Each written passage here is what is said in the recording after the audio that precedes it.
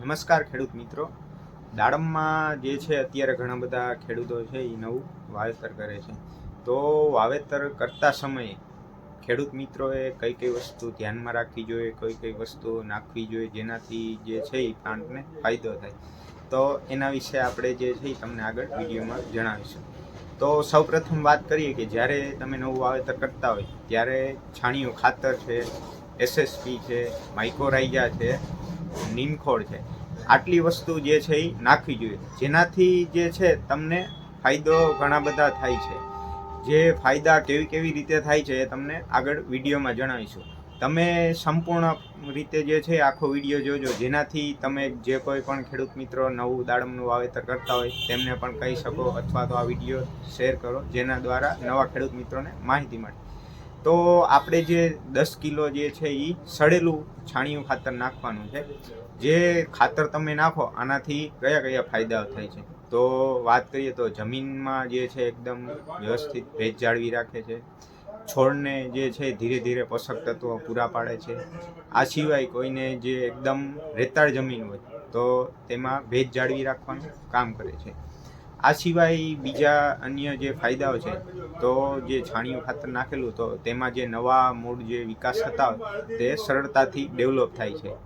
અને જમીનમાં જે સૂક્ષ્મ જીવાણુઓ જેમ કે ઉપયોગી ફંગસ છે, બેક્ટેરિયા છે, એનો પણ વિકાસ સારી રીતે કરે છે, જેનાથી જે છે એ આપણું નવું પ્લાન્ટેશન હોય તો એને ઝાડને જે છે એ ફાયદો થાય છે.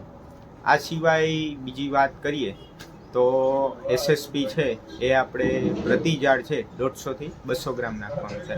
આ એસએસપી નાખવાથી ક્યાં ક્યાં ફાયદા હોય છે, તો કે એક તો ફોસ્ફરસ મળે છે, આ ઉપરાંત કેલ્શિયમ અને સલ્ફર પણ મળે છે. તો આના અનુક્રમે કયા કયા ફાયદાઓ થાય છે તો આપણે એ પણ તમને વિડીયો દ્વારા જણાવીએ. તો સૌપ્રથમ વાત કરીએ તો જે ફોસ્ફરસ છે જેનાથી ડાળી છે એકદમ મજબૂત થાય છે, એકદમ ધીમે ધીમે પકાવે છે, જેને હિસાબે શું છે કે ડાળી જે છે એકદમ વ્યવસ્થિત ને સારી ડાળી ડેવલપ થાય છે. આ સિવાય જે વાત કરીએ કેલ્શિયમ અને સલ્ફર જે છે, તો એમાં સલ્ફર જે છે એ સલ્ફરથી જે પાનની પીડાશ થતી હોય તો એ પીડાશ નથી થવા દેતું, એટલે કે આપણી જે ઝાડી છે એના એકદમ કાટા લીલા જે છે એ પાન જે છે એ ડેવલપ કરવામાં મદદ કરે છે. આ સિવાય વાત કરીએ તો જે છે એ મતલબ કે સલ્ફર છે એ પ્રોટીન નિર્માણમાં પણ વપરાય છે. આ સિવાય જે ફંગસ કે જો કોઈ ફંગસજન્ય રોગો આવતા હોય તો તેમાં પણ સલ્ફર જે છે એ આપણે મદદરૂપ થાય છે. આ સિવાય કેલ્શિયમની વાત કરીએ તો કેલ્શિયમ જે છે એ કોષ દિવાલનું નિર્માણ કાર્યમાં વપરાય છે. આ સિવાય જો ટોચના જે પર્ણ જે છે એ બેવડા વર્તા હોય તો તેમાં પણ આપણે જે છે એ ઉપયોગી રહે છે. આ સિવાય બીજી વાત કરીએ કેલ્શિયમની, તો જે કોષ દિવાલના નિર્માણ કાર્યમાં વપરાતી હોય છે એને હિસાબે જે સરળતાથી ફંગસ અને બેક્ટેરિયા જે છે એ ઝાડ ઉપર અસર કરતા નથી.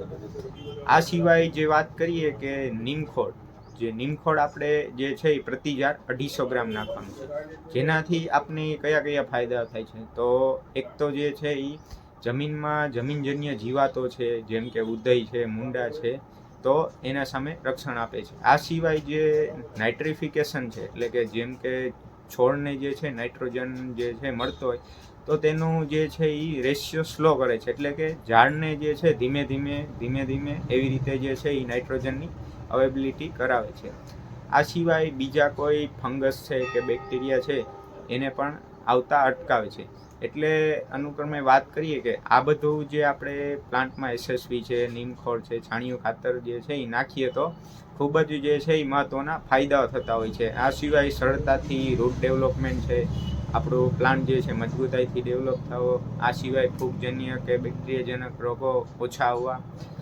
આ સિવાય જો ઘણા ખેડૂત મિત્રોને એવું હોય કે ભાઈ આપણે છાણિયું ખાતર નાખશું તો ઉધઈ આવશે, મુંડા આવશે, પરંતુ જો તમે કાચું છાણિયું ખાતર નાખો તો એના જે છે એ ગેરફાયદા થવાના જ છે, કારણ કે કાચું છાણ હોય તો એમાં જે છે નુકસાનકારક ફંગસ છે, બેક્ટેરિયા છે, આ તો ડેવલપ થવાનું જ હોય છે, તો એનાથી એ ગેરફાયદા થાય છે. પરંતુ આપણે જો એકદમ કોહવાયેલું છાણિયું ખાતર નાખીએ તો આ જે છે એ પ્રશ્ન આવવાનો નથી. અને આ સિવાય વાત કરીએ તો આપણું આ જે નવા મૂળ વિકસતા હોય એ ખૂબ સારા વિકસે છે અને આપને જે છે એના ખૂબ સારા પરિણામો મળતા હોય છે. અને આપણી જે જાળી છે એ બીજાની જે મતલબ કે કોઈએ નાખ્યું ન હોય તો એની સાપેક્ષે છે આપણી જાળી છે એ સૌ સારી ડેવલપ થાય છે.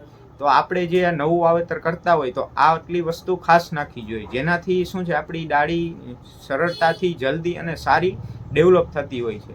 આભાર. દાડમ વાવ્યા પછી જે છે એ કયા ખાતર આપવા, કઈ કઈ વસ્તુના સ્પ્રે કરવા, કઈ કઈ ફંજીસાઇડ વાપરવી, કઈ કઈ ઇન્સેક્ટિસાઇડ વાપરવી, તો આ બધી માહિતી જે છે આપણે અલગ અલગ પાર્ટ વાઇઝ ધીમે ધીમે બતાવશું. ક્યારે કટિંગ કરવી, કટિંગ કરવાથી શું શું ફાયદાઓ થાય છે.